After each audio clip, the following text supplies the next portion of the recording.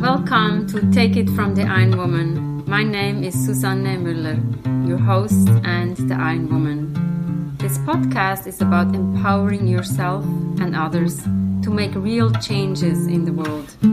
You will hear from everyday, smart, sophisticated, hip people like you and me. Not everybody has to be an Iron Woman to impress the world. Together, we will learn from the sports and business leaders how you can become a more successful person as an entrepreneur or a leader. It's one step at a time, one day at a time. Take your steps now. Take your big steps now. Join me on this journey to success. Let's go. Take it from the Iron Woman. We only have special guests. Today we have Mike with us. We know each other from running. We were part of the Greater New York racing team. Sure. An inspiration. So Mike, introduce yourself. Who is Mike who's going to join us today? Well, I'm Mike Leiman. I was a member of the Greater New York racing team. I've been running all my life, but I only began racing about 25 or 30 years ago. I used to think of racing as just running, and I would never just run. I wanted to run in the outfield to catch fly balls or run on a football field to catch touchdown passes.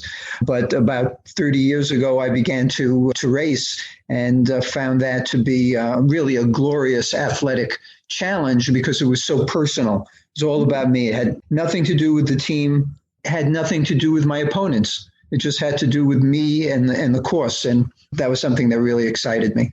Are you a competitive person in that case? I am an extremely competitive person. I turn everything into a form of competition. Oh, this is cool. And I know when I follow you on Facebook, I can always read your fabulous posts on how your race and runs goes. Tell us a little bit, what does running mean to you?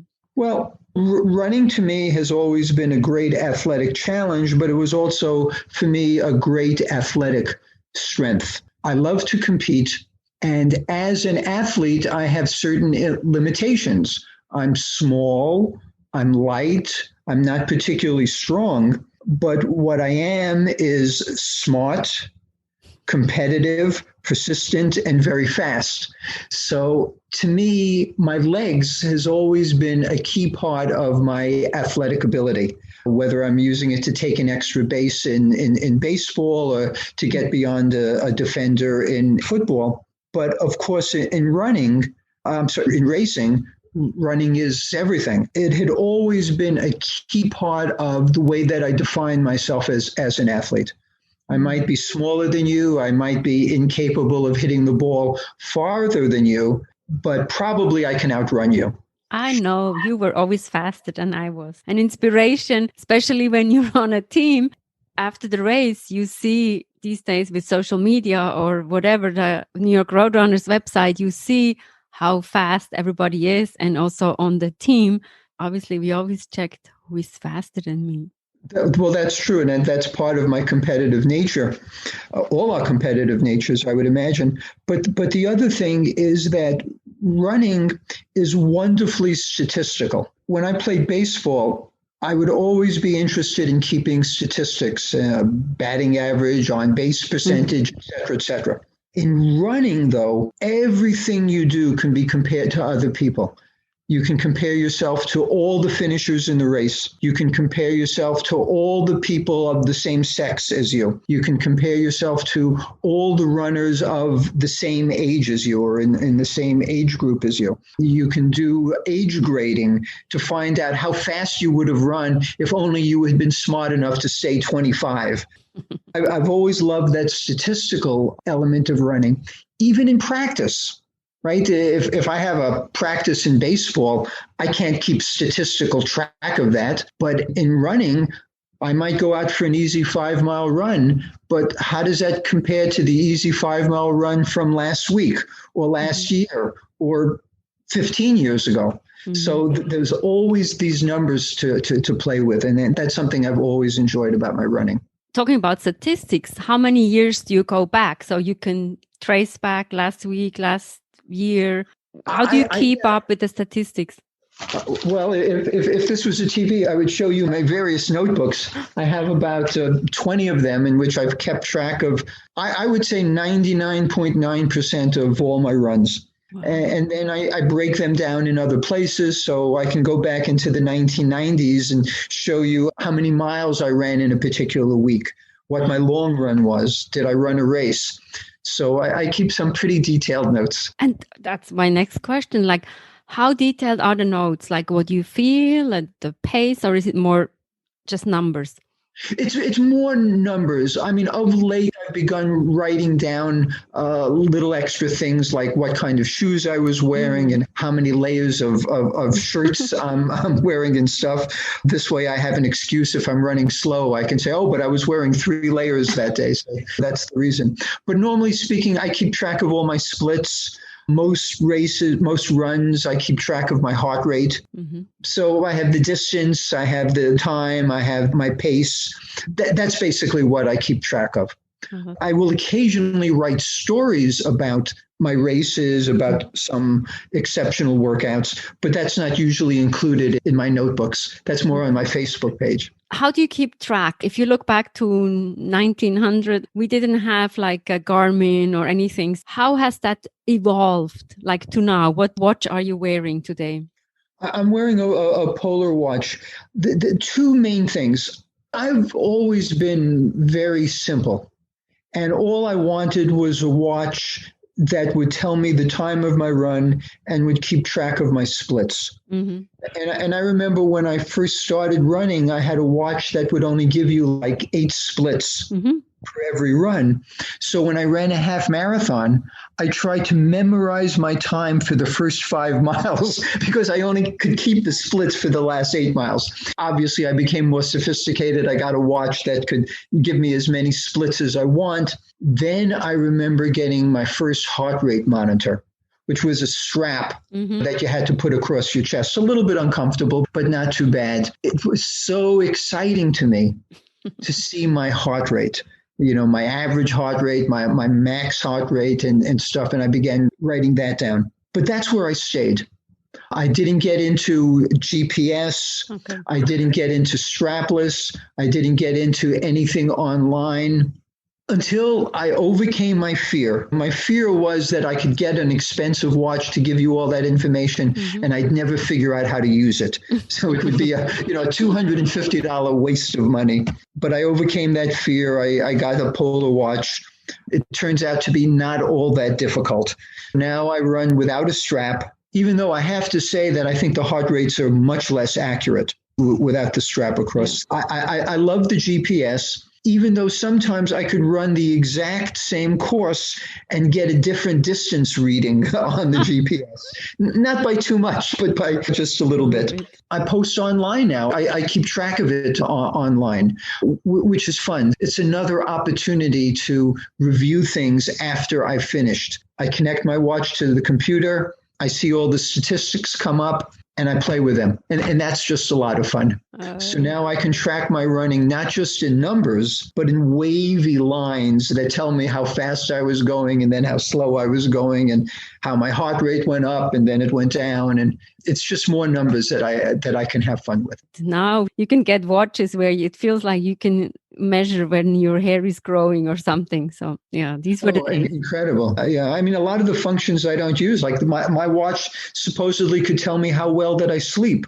The only problem is when I try to wear it to bed, it would rub up against the pillow and rub up against my wrist and it would feel uncomfortable. So I said, well, this is just going to keep me awake.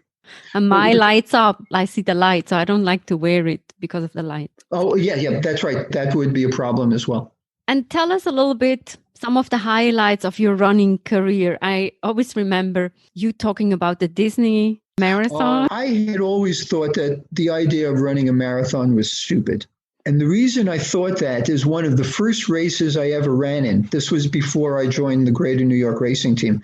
And I really wasn't racing that consistently. But I ran the Brooklyn Half Marathon. And I remember getting to mile 12 and thinking, it is impossible to be as in pain as I am, but only halfway through a race, only halfway through a marathon.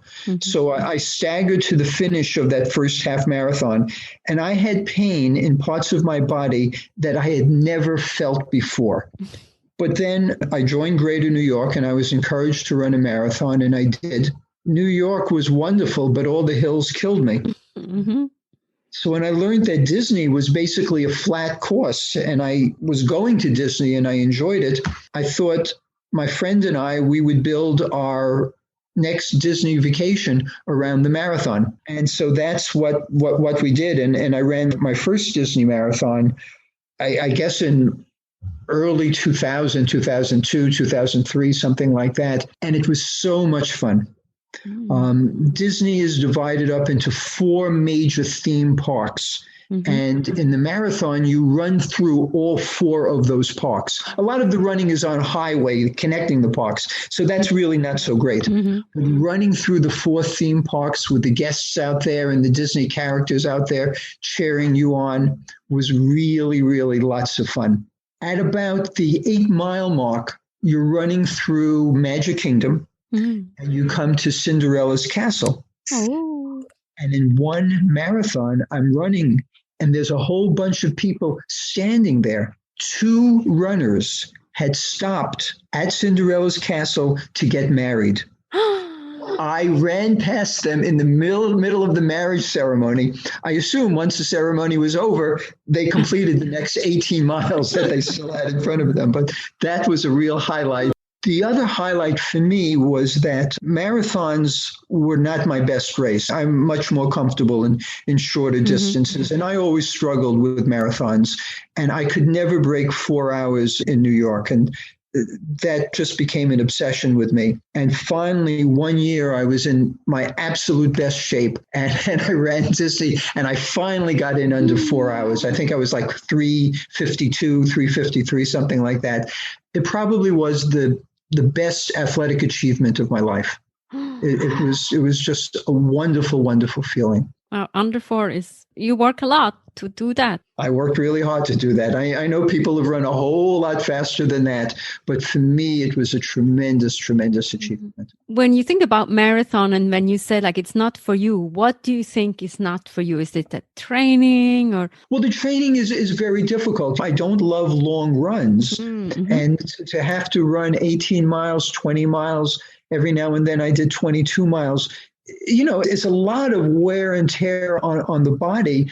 And there were times that I really kind of dreaded going out there. And you dread it and you run for 2 hours and that ought to be enough, but you're only like halfway through. So it was just very, very painful on the body. Once or twice I was injured during training for the marathons. It was just hard on my body. And really, I've never gotten through a marathon without hitting a wall and feeling so exhausted and so depleted that I had to walk portions of it. You know, this is usually after 18 or 20 miles. You know, my non-running friends will say, wow, you ran 18 miles, you ran 20 miles without stopping. But, you know, when the aim is to run 26 miles, that just doesn't do it. When I have felt that depleted, such a struggle just to walk, and knowing that there's still 4, 5, even 6 miles left to go, that is one of the most depressing, painful feelings that I've ever experienced as an athlete. It's not for everybody. No. And then what is your preferred race distance? Is it a 10K or 5 mile, 4 mile?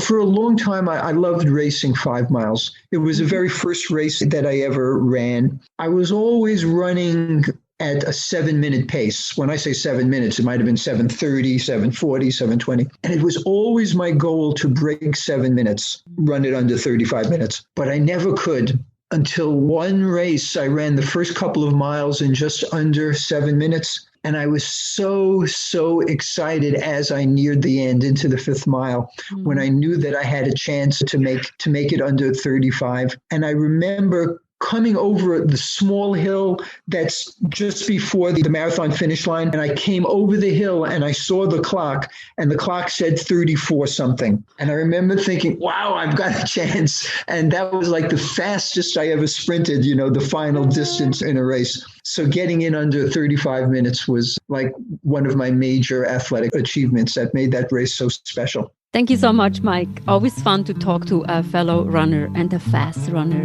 He knows his numbers. What are you taking away? Take it from the Iron Woman. We have episodes every Monday, every Wednesday. Don't miss out. There's something for everybody. And Take It from the Iron Woman is also a book. Get it on Amazon as a paperback or an ebook. And coaching for you is available. Now is the time. Sign up, reach out, and subscribe on your favorite podcast channel.